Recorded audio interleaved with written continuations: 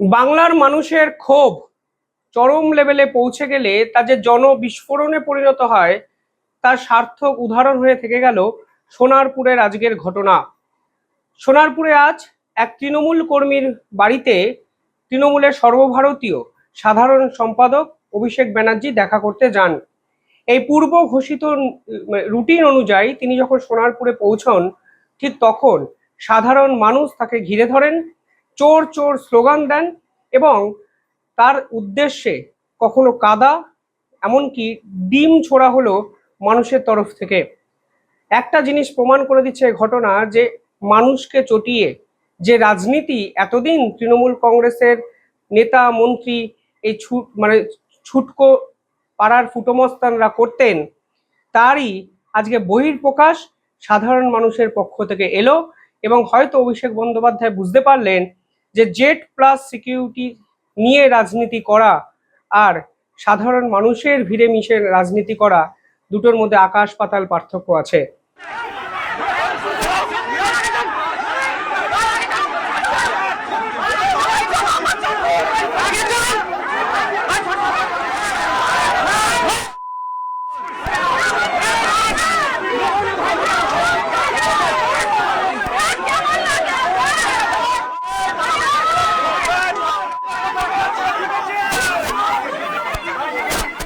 এই অভিষেক ব্যানার্জিকে প্রজেক্ট করে তৃণমূল নবজোয়ার কর্মসূচি চালু করেছিল, যেখানে এই অভিষেক যাচ্ছিলেন কাতারে কাতারে মানুষের ভিড় উপচে পড়ছিল। কিন্তু আজকের দিনে দাঁড়িয়ে স্পষ্ট হয়ে যাচ্ছে পুরোটাই ছিল মানি পাওয়ার প্রদর্শনের খেলা, যেখানে অভিষেককে প্রজেক্ট করার জন্য কয়েক হাজার কোটি টাকা খরচ করেছিল তৃণমূল কংগ্রেস। আর আজকে গ্রাউন্ড রিয়েলিটিতে যখন ক্ষমতা থেকে সরে গেছে দল, ঠিক তখন অভিষেকের ক্ষমতা সম্পর্কেও গোটা ভারত স্পষ্টভাবে কিন্তু বুঝতে পারল। শ্রমিক ভট্টাচার্যের পক্ষ থেকে এই ঘটনার নিন্দা প্রকাশ করা হলেও বলা হয় যে যখন বিরোধী দলনেতা শুভেন্দু অধিকারী বিভিন্ন জায়গায় সফর করতেন, বাংলার বিভিন্ন কোনায় চলে যেতেন তৎকালীন বিরোধী দলনেতা, ঠিক তখন একই রকম ট্রিটমেন্ট তৃণমূল কংগ্রেসের সমর্থকদের কাজে লাগিয়ে করতো তৃণমূল নেতারা। এবং টিভিতে সান্ধ্যকালীন যে ডিবেট হয়, ঠিক তখন এই ঘটনা নিয়ে কথা বলার সময় তারা বলতেন তৃণমূল সমর্থকরা করেননি, শুভেন্দু অধিকারীর প্রতি এই আচরণ ছিল সাধারণ মানুষের পুঞ্জীভূত ক্ষোভ। তখন কেউ বুঝতেই পারতেন না যে শুভেন্দু অধিকারী, যার হাতে তৎকালীন কোনো ক্ষমতাই নেই, সরকার চালানোর মতো পরিস্থিতি অন্তত শুভেন্দু অধিকারীর হাতে ছিল না, তার বিপক্ষে ক্ষোভ এক্স্যাক্টলি কি ছিল তৃণমূল সমর্থকদের। আজকের দিনে দাঁড়িয়ে এই অভিষেকের ঘটনা একটা জিনিস প্রমাণ করে দিচ্ছে যে পুলিশ ছাড়া তৃণমূলের রাজনীতি বলতে অন্তঃসার শূন্য ফাঁপা এক কলসি। একের পর এক কাউন্সিলর শেষ 7 দিনে পদত্যাগ করেছেন। চন্দননগর পুরসভার যে বোর্ড, সেই বোর্ডই ভেঙে গেছে, কারণ সব কাউন্সিলর একত্রে পদত্যাগ করেছেন।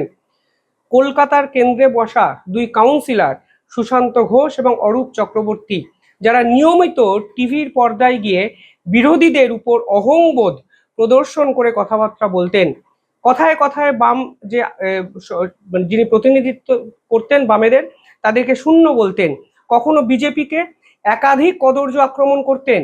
সেই অরূপ চক্রবর্তী অবধি তৃণমূল ছাড়ার সামনে দাঁড়িয়ে আছে, কাউন্সিলর পদ থেকে পদত্যাগ করে মমতা ব্যানার্জির বিপক্ষে একাধিক কথাবার্তা বলছেন। সুশান্ত ঘোষ, যার বিপক্ষে ভুরি ভুরি তোলাবাজির অভিযোগ, তিনিও এখন তৃণমূল কংগ্রেস থেকে দূরে পালিয়ে যেতে চাইছেন। শুধু কলকাতার অবস্থা নয়, গোটা বাংলা জুড়ে শেষ কয়েক দিনে প্রায় 150 জনের বেশি কাউন্সিলর এবং তৃণমূলের পদাধিকারী ব্যক্তিরা কিন্তু দল ছেড়েছেন। সব মিলিয়ে তৃণমূল কংগ্রেস যখন হাওয়াতে বিলীন হয়ে যাওয়ার মুখে, ঠিক তখন অভিষেকের মনে হলো ঘর থেকে বেরোনো উচিত, ভোট পরবর্তী হিংসায় কোনো এক কর্মী মারা গেছে, তার বাড়িতে যাওয়া উচিত। আর এই যেতে গিয়েই সাধারণ মানুষের ক্ষোভের মুখে যে তিনি পড়বেন তা কিন্তু তিনি নিজেও বুঝতে পারেননি।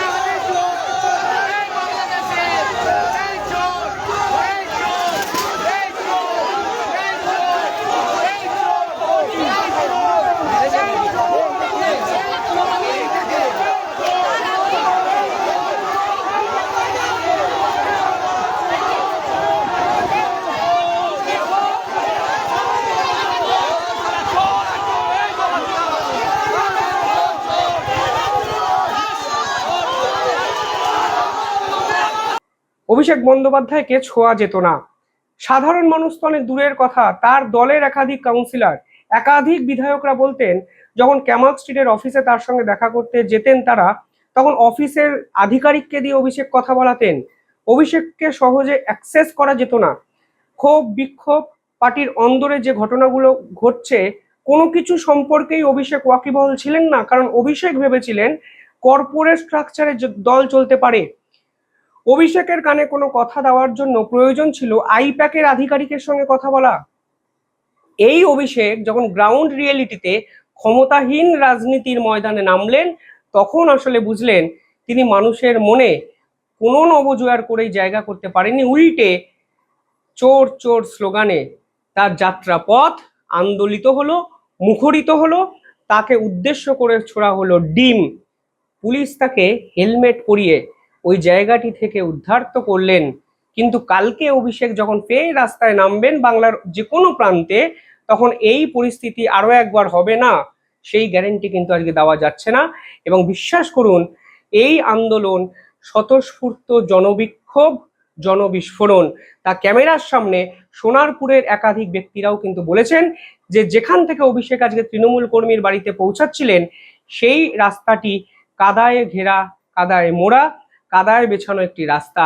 ফলে ওই অঞ্চলে তৃণমূলের কোনো লোক বা আধিকারিক বা কাউন্সিলর রাস্তাটুকু মেরামত করারও প্রয়োজনীয়তা অনুভব করেননি। উল্টে বরাদ্দ অর্থ পকেটে তিনি ঢুকিয়ে নিয়েছেন। অর্থাৎ সেই দুর্নীতি, সেই তোলাবাজি, সেই তৃণমূল কংগ্রেসের কঙ্কালসার চেহারার বহিঃপ্রকাশ আজ সোনারপুরের সাধারণ মানুষ জনবিস্ফোরণের মাধ্যমে পাল্টাটা দিয়ে আন্তর্জাতিক স্তর শুধু নয়, আজকে দেশীয় রাজনীতির প্রেক্ষাপটে কিন্তু বুঝিয়ে দিল কার্যত নিরুপায় অভিষেক পালিয়ে বাঁচলেন। এর শেষ কোথায়?